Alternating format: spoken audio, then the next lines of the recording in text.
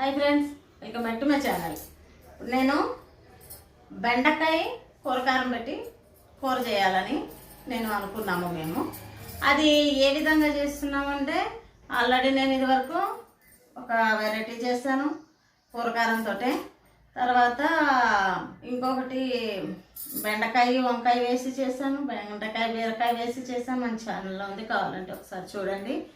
Same అదే టైప్లో కాకుండా కూర పొడిని రకరకాలుగా మనం కూర పొడిని మనం తయారు చేసుకోవచ్చు. నేను ఆల్రెడీ ఒక వెరైటీ కూర పొడి నేను చూపించాను.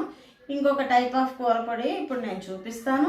దానికి ఏమేమి కావాలో, నేను బెండకాయల్ని కాయపళంగా చేస్తున్నాను, ముక్కలు కోసి చేస్తున్నాను, లేకపోతే దాన్ని ఏ విధంగా చేస్తున్నానో చూపిస్తాను. రండి. ఇప్పుడు నేను తీసుకున్నది కేజీ బెండకాయలు. దాన్ని నేను పొడవుగా కట్ చేశాను. ఎప్పుడూ కాయపళంగాను మధ్యలో చీల్చి చేస్తాను. ఒకసారి చేశాను. తర్వాత ఈ కాయల్ని ఇంతంత ముక్కల కింద, కాయపళంగానే ఇంతంత ముక్కల కింద కట్ చేసి కూర చేశాను. ఈసారి నేను దీన్ని ఈ విధంగా చేద్దామని అనుకున్నాము. సో ఇది కేజీ కాయలు శుభ్రంగా కడుక్కొని కాస్త ఆరబెట్టుకోవాలి. కట్ చేసి ఆరబెట్టుకుంటే మనకి కొంచెం జిగురు తగ్గుతుంది. తర్వాత కూర పొడికి ఏమేమి కావాలో చూపిస్తారండి. 1 స్పూన్లు శనగపప్పు, 3 స్పూన్లు మినప్పప్పు, 1 స్పూన్ అంత ఆవాలు, తర్వాత జీలకర్ర, కొద్దిగా పావు స్పూన్ అంత మెంతులు, తర్వాత దీనికి మనకి రుచికి కారానికి మనకి ఎంత కావాలనుకుంటున్నామో అన్ని ఎండుమిరపకాయలు. తర్వాత ఇందులో నేను పచ్చిగానే ఈ కూర పొడిలో మనం వేసుకుంటాము వెల్లుల్లిపాయలు 4, 1, 2, 3, 4, 5 వెల్లుల్లి రెబ్బలు. తర్వాత 1 నిమ్మకాయ సైజ్ అంతా చింతపండు. దీంట్లో ఇంగువ లేకపోతే నేను ఎప్పుడు వంట చెయ్యను కాబట్టి మీకు తెలుసు కాబట్టి ఇదిగోండి ఇంగువ 1 స్పూన్ వేస్తాను. పసుపు, రుచికి తగినంత ఉప్పు అన్నమాట. మేము ఎప్పుడు ఇలాగ జాడీలో పెట్టుకుంటున్నాను ఈ మధ్యన, అది అందుకని నేను ఇందులోనే చూపిస్తున్నా డైరెక్ట్గా. ఉప్పు, రుచికి తగినంత ఉప్పు. తర్వాత ముందుగా నేను స్టవ్ వెలిగించి దాని మీద బాండి పెట్టి పోపు వేయించుకోవాలి. ఫస్ట్ పోపు వేయించుకుందాం. చాలామంది రకరకాలుగా కూర పొడులు చేస్తూ ఉంటారు.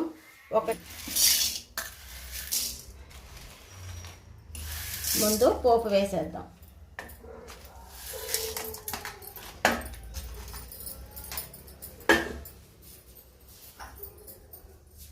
తర్వాత 1 స్పూన్ అంత ఆవాలు అన్నాను కదా, ఆవాలు, 1/2 స్పూన్ అంత జీలకర్ర, 1 పావు స్పూన్ అంత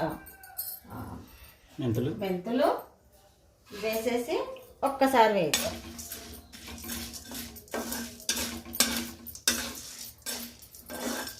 నిదానంగా వేయించుకోవాలండి. హైలో పెట్టేసుకు వేయించుకుంటే మాడిపోతుంది కాబట్టి మీడియం హైలోనే పెట్టుకుని వేయించుకోవాలి. ఇవి కొంచెం వేగిన తర్వాత అప్పుడు మనం ఎండుమిరపకాయలు వేసేద్దాం.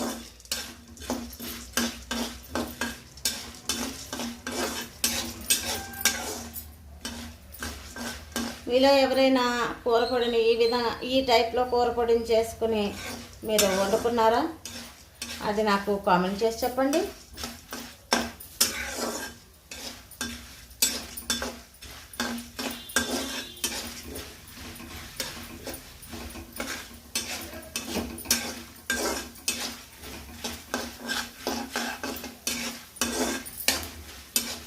కొంత వేగుతున్నాయి కదా, ఇప్పుడు ఎండుమిరపకాయలు కూడా వేసేద్దాం.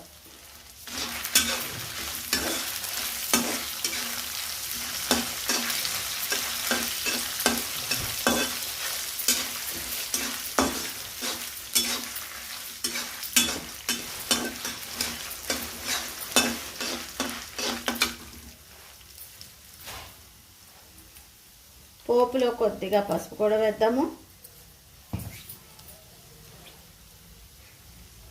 తర్వాత ఇంగువ కూడా వేద్దాము.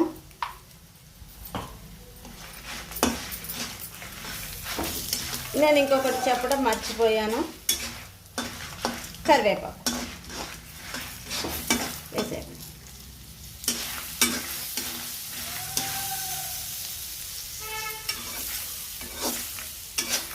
కరివేపాకు మాకు మొత్తం ఉంటుంది. కరివేపాకు, ఇంగువ, పసుపు లేని వంటలు మా ఇంట్లో ఉండవు. ఎక్కువ ఉంటాయి కొత్తిమీర, ఎందుకంటే హెల్త్కి చాలా మంచిది. మనం ఖచ్చితంగా తిని తీరవలసిన పదార్థాల్లో ఇవి ముఖ్యమైనవి.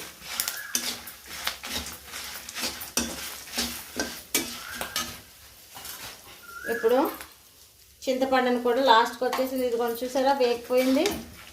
ఇప్పుడు ఇలాగ అయినప్పుడు మనం చింతపండుని కూడా ఒక్కసారి వేసి వేయించుకుందాం. మనకి ఎంత పులుపు అవసరమో అంత.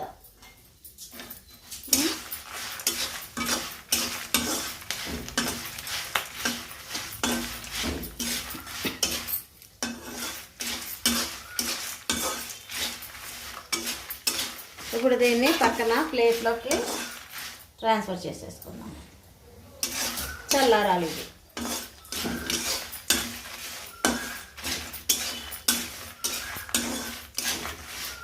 ఓకేనా? ప్లేట్లు పెట్టేస్తాం.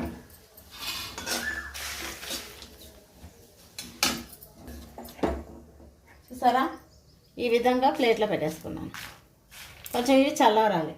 ఈ చల్లారేలోపు మనం దీన్ని ఇట్లాగా వదిలేకుండా మళ్ళీ మనం దాంట్లో నూనె వేసుకొని, కూరకి తగినంత నూనె వేసుకొని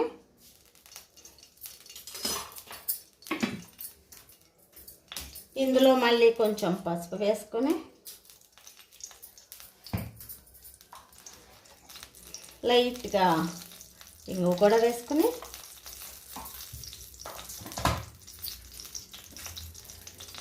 ఒకసారి దీన్ని కలుపుతాం.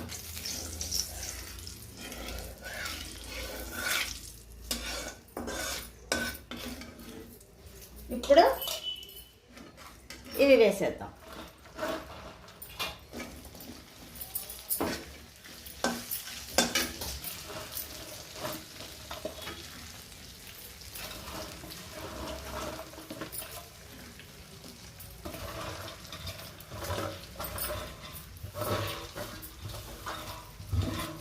మనం కట్ చేసుకుని కాసేపు గాలికి ఆరబెట్టేస్తే, ప్యాన్ కింద పెట్టేసుకుంటే మనకి అది జిగురు పోతుందండి. చాలా మటుకు తడ అనేది పోతుంది.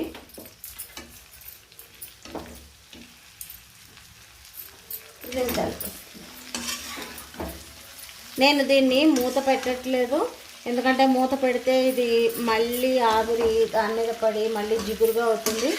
సహజంగా దీనికి జిగురు లక్షణం ఉంటుంది కదండి, మనం ఏం చేసినా కూడా జిగురు ఉంటుంది.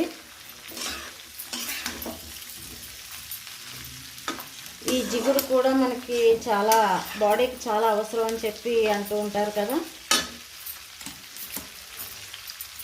సో దీన్ని ఇలాగే మగ్గించుకోవాలి. నేను మూత పెట్టట్లేదు ప్రస్తుతానికి.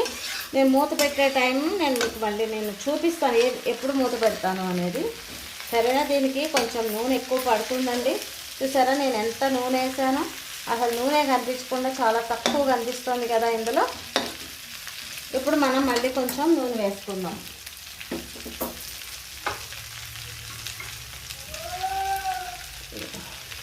మళ్ళీ ఒక స్పూన్ అంతా నూనె వేసాను. ఇక చాలది. మనం కలుపుకుందాం ఒకసారి. మీడియంలోనే మనం దీన్ని వేయించుకుందాం. కావాలనుకుంటే దీన్ని డీప్ ఫ్రై కూడా చేసుకోవచ్చు అండి. డీప్ ఫ్రై కొంచెం హెల్త్కి మంచిది కాదు. కొంచెం ఎంత సాధ్యమైతే అంత మనం అవాయిడ్ చేసుకోవటం మంచిది కదా. అందుకనే నేను ఈ విధంగా చూపిస్తున్నాను అన్నమాట. ఇది కొంచెం వేగిన తర్వాత మధ్యలో మళ్ళీ మీకు నేను ఏ విధంగా వేయిస్తున్నాను ఏంటి అనేది చూపిస్తాను. ఓకేనా? మళ్ళీ కలుపుకుందాం ఒకసారి. చూసారా, మనం కలుపుకుంటూ ఉండాలి. కలుపుకుంటూ ఉంటేనే ఇవి మొత్తం అంతా వేగుతాయి. ఇష్టం, మీరు వేగడం అనుకోండి, మగ్గడం అనుకోండి, ఏదైనా సరే. డీప్ ఫ్రై అయితే చెయ్యట్లేదు నేను. చూసారా, ఇందులో మామూలుగా అప్పటికప్పుడు కోసుకుని వేసుకుంటే చాలా జిగురు కింద వచ్చేది. ఇప్పుడు చాలా చాలా అంటే చాలా తక్కువ ఉందన్నమాట. అంటే మనకి వేగటానికి మనకి ముద్ద అయిపోకుండా విడివిడిగా రావడానికి ఇది మనకి ఇది అవుతుందన్నమాట. ఈ టిప్పు మనకి ఉపయోగపడుతుంది. చాలామందికి తెలిసి ఉండొచ్చు, నేను మళ్ళీ చెప్తున్నా అంతే.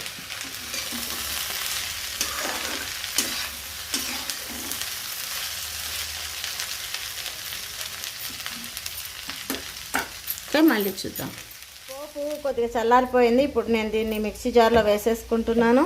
దీనికి ఇందులోనే పులుపు అవన్నీ పులుపు ఉంది, ఉప్పు కూరకి తగినంత వేసుకోవాలి.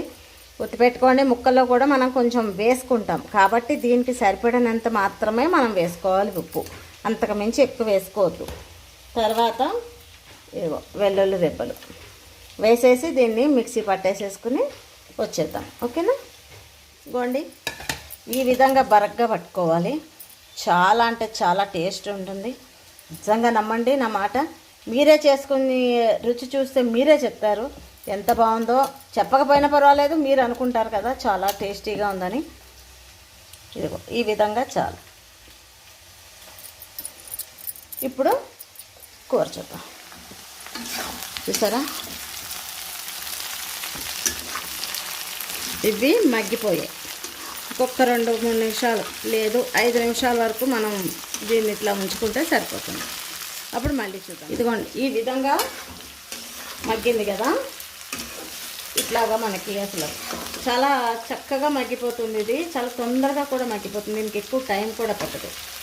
ఈ టైంలో ఈ ముక్కలకి సరిపడినంత ఉప్పు వేద్దాం.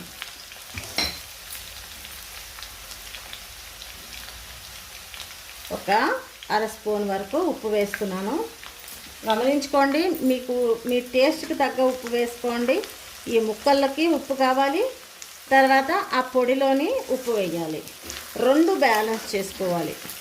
ఎందుకంటే అది మొత్తం అంతా ఒకేసారి వేసేసామనుకోండి, అందులో ఉప్పు ఎక్కువైపోతుంది. మనకి కూరలో ఉప్పు ఎక్కువైపోతుంది, ఇందులో వేస్తాము, అందులో ఎక్కువ వేసేస్తాం కదా. అందుకని మనం బ్యాలెన్స్ చేసుకోవాలి, వేసుకోవాలి. మన అన్నం తినేటప్పుడు మనకి అన్నంలో కానీ ఇది చపాతీలో కానీ ఎందులోనైనా బాగుంటుందండి. అసలు ఏ సాంబారో పప్పుచారో అటువంటివి పెట్టుకున్నప్పుడు ఈ సైడ్ డిష్గా కూడా చాలా చాలా టేస్టీగా ఉంటుంది. మనకి ఎంత నూనె కనిపిస్తుందా, మనం పొడి వేసుకున్న తర్వాత తగ్గిపోతుంది. ఇంకొక 3 నిమిషాలు వేయిద్దాం. ఇంకా అయిపోయింది. మనం కూరపొడి కూడా ఇందులో వేసేస్తాం. చూసారా, ఒక్కసారి గమనించండి ఇది ఎంత చక్కగా మగ్గిందో. ప్లస్ జిగురు కూడా లేదు. జిగురు ఉంటే ముద్ద ముద్దగా అయిపోతుంది కదా, దీనికి జిగురు కూడా లేదు, అంత చక్కగా ఉంది ఇది. ఇప్పుడు దీనికి మనం తగినంత ఎంత అవసరమో అంత కూరపొడి కూడా వేసేసుకున్నాం.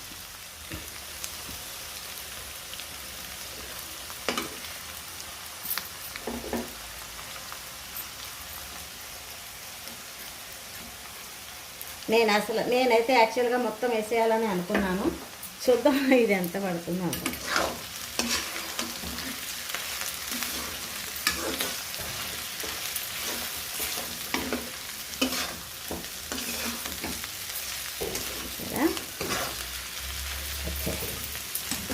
ఇంకా వెళ్తాం. మా అబ్బాయి అయితేనండి ఈ పొడి ఉంది కదా, ఈ పొడిని అన్నంలో వేసుకుని చక్కగా నూనె వేసుకుని తింటాడు. వాడికి చాలా ఇష్టం ఇలాగా.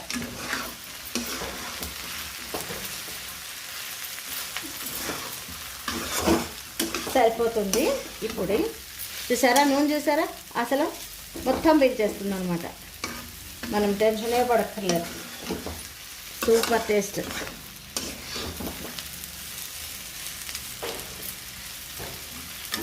ఈ కొంచెం పొడి మా అబ్బాయి కోసం ఉంచుతున్నాను, పాపం వాడికి ఇష్టం కాబట్టి, లేకపోతే మొత్తం వేసేద్దును. ఈ కొంచెం పొడి మా అబ్బాయి కోసం, వాడు తింటాడు.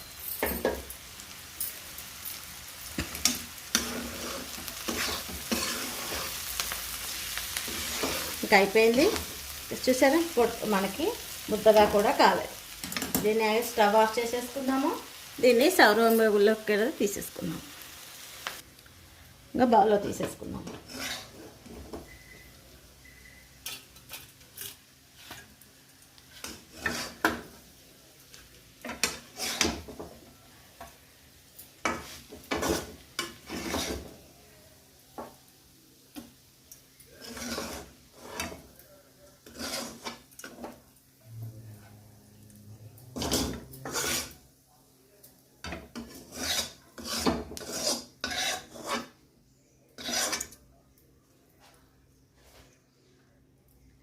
చూసారా ఎంత కలర్ఫుల్గా ఉందో, ఎంత టెంప్టింగ్గా ఉందో.